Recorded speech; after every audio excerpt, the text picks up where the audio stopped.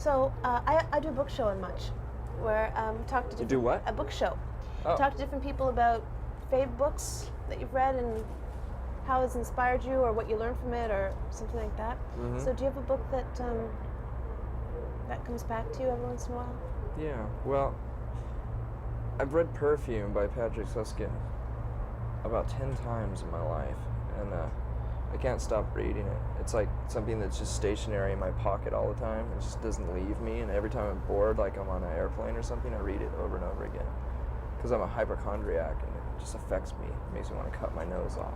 What's the book about? It's about this perfume apprentice in France at the turn of the century, and he is just disgusted basically with all humans, and he just can't get away from humans. So he goes on this trek, this walk of death, where he goes into the rural areas where there's woods all over the place in the small villages, and he only travels by night, and he just, every time he smells human, like a fire from a far off way, he'll just get really disgusted and hide, and he just tries to stay away from people. I can relate to that. Do you ever use what you read in any of your songs? As a matter of fact, I use that very story in Scentless Apprentice. Yeah.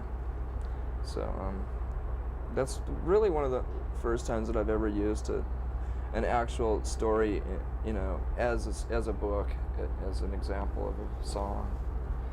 I've always tried to stay away from that, but now that I'm running out of ideas more and more, I tend to do that. Is it hard when you spend your whole life doing the first few albums, and then suddenly everybody needs your attention? You have to do interviews, you have to travel around, and suddenly, is it hard to come up with ideas? I don't know. I've just noticed that people expect more of a thematic angle with our music. They always want to read into it. And before, I was just using pieces of poetry and just garbage, just stuff that just would spew out of me at the time. And a lot of times when I write lyrics, it's just at the last second because I'm really lazy. So, and then I find myself having to come up with explanations for it, So I thought I'd, prevent that this time and actually have an explanation for some of the songs at least. There's a lot of baby references in all the songs. I didn't think there would be, but you have like wombs, baby's breath, baby throw up, baby throw up? Baby, there's baby She's everywhere. lying. This is obviously have become a huge part of your life.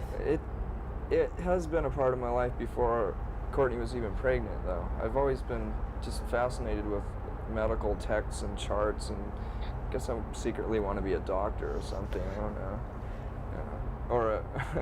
Or a person that works in a cremation factory. I don't know. I've always liked anatomy. Ever since I was a little kid. When I first got that little model of the Invisible Man, or the Visible Man. It's just something I really like. And since I've become a big rock star and made a bunch of money, I found this place in the Mall of America in Minneapolis that sells nothing but medical stuff. It's a medical supply store that they've offered to the public. It's really great. I bought all these fetuses and anatomy men and charts and stuff, and it's like a dream come true.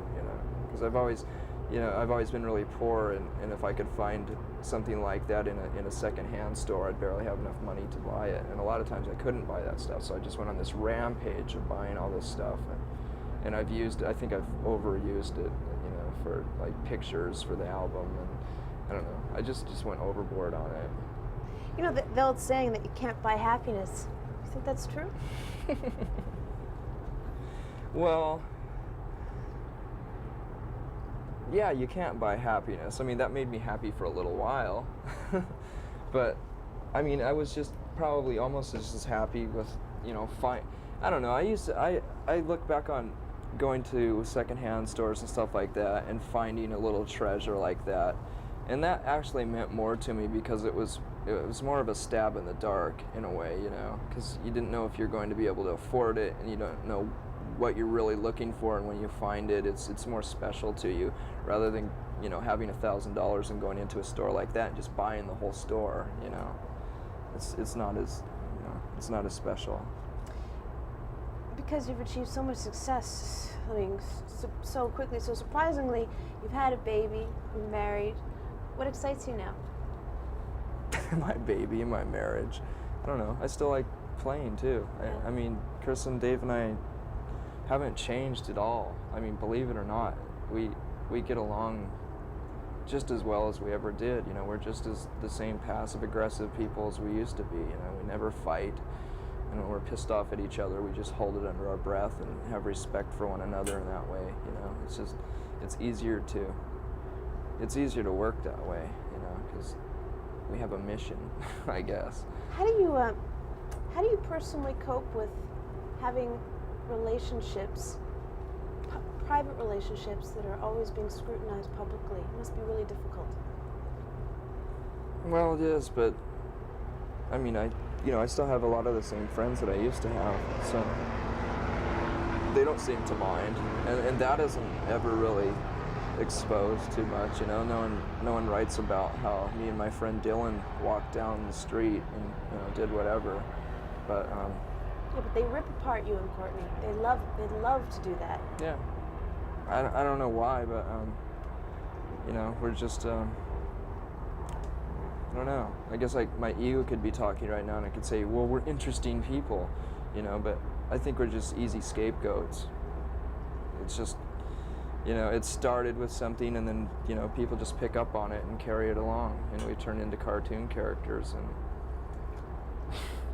there's nothing I can do about it, really. You know, I can threaten to sue and, you know, try to you know, bring up libel laws and stuff like that to people that write shit like that about us, but, you know, if you've ever looked into that, it's pretty much a lost cause. You have to have a lot of money to do that. And, you know, I could spend the money that I earned last year all on fighting the Vanity Fair piece, you know, and they'd end up winning because they have more money, you know. So there's a magazine in Canada that incorporates itself for each issue, and then it goes bankrupt on each issue so that it can write whatever it wants and no one can ever sue them. Wow, that's a pretty smart thing to do. Yeah, yeah, it is.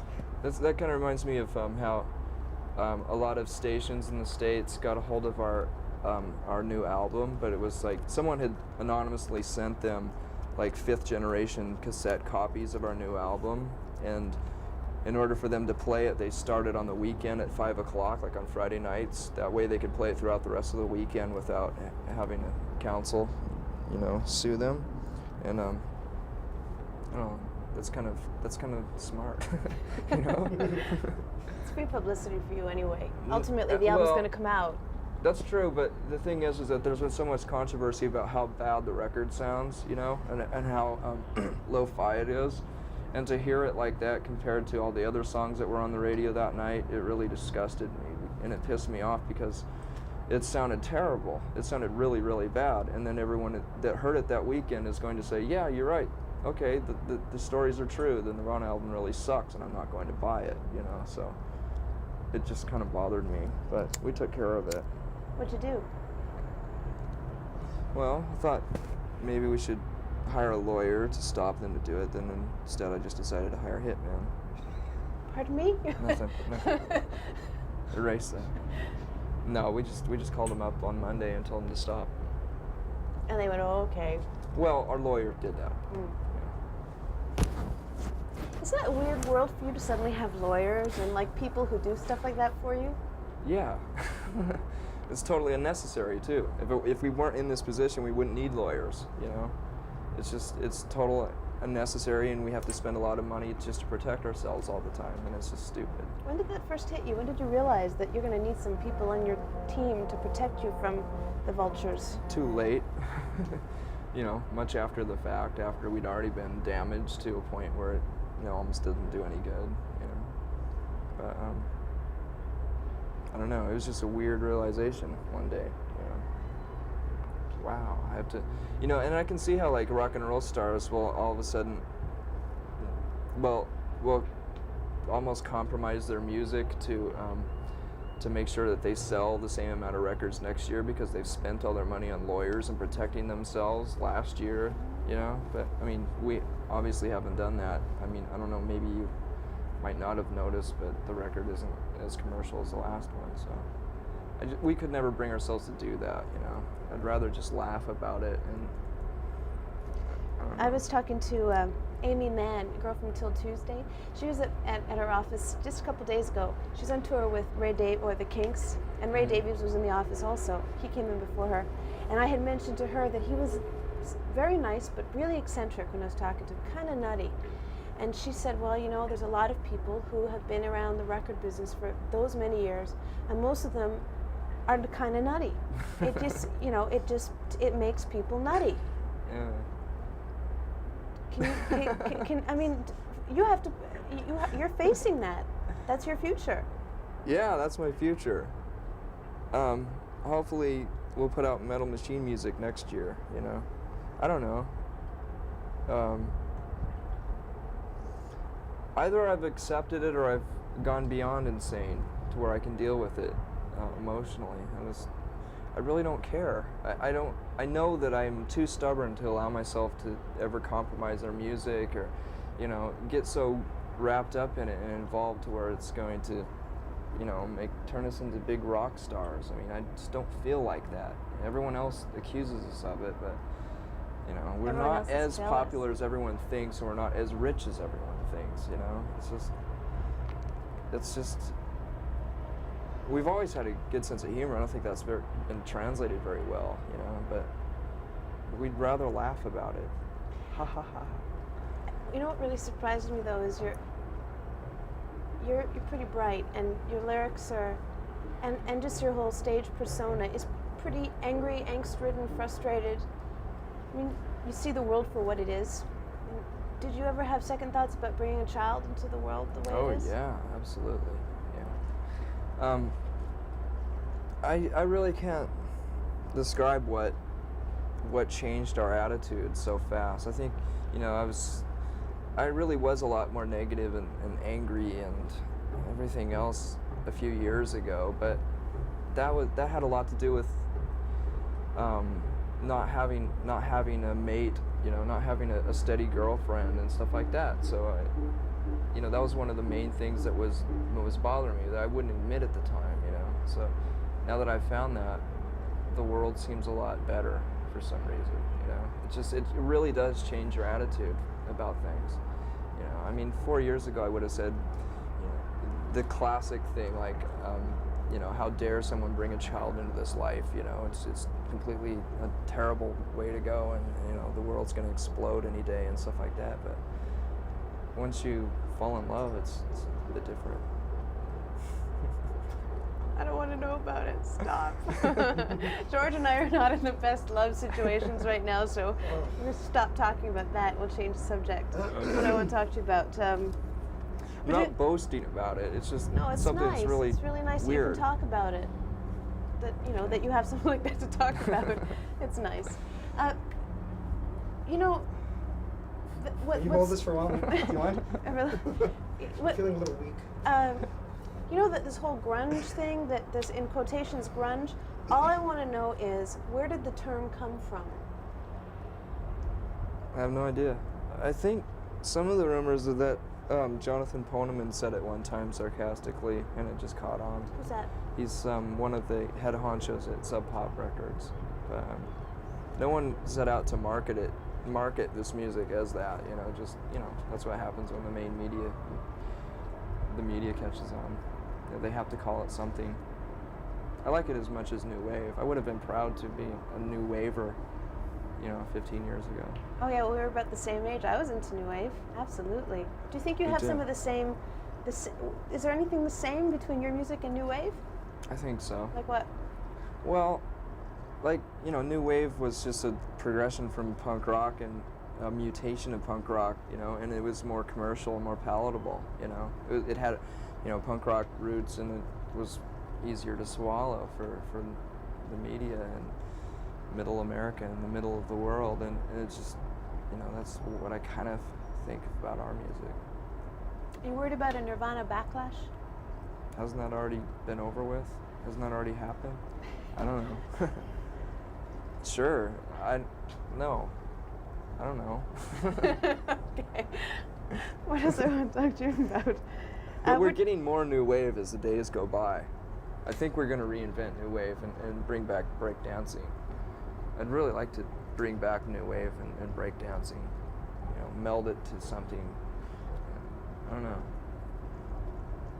That's what our new music is sounding like. We're using a lot more effects boxes, and we haven't resorted to skinny ties, but I think our music's, you know, this album's like the closing of the chapter of the formula we've been using, you know. It's like grunge is really kind of boring for us, you know. It's something we can't deny, and we're not going to stop playing the old songs live. Whoops.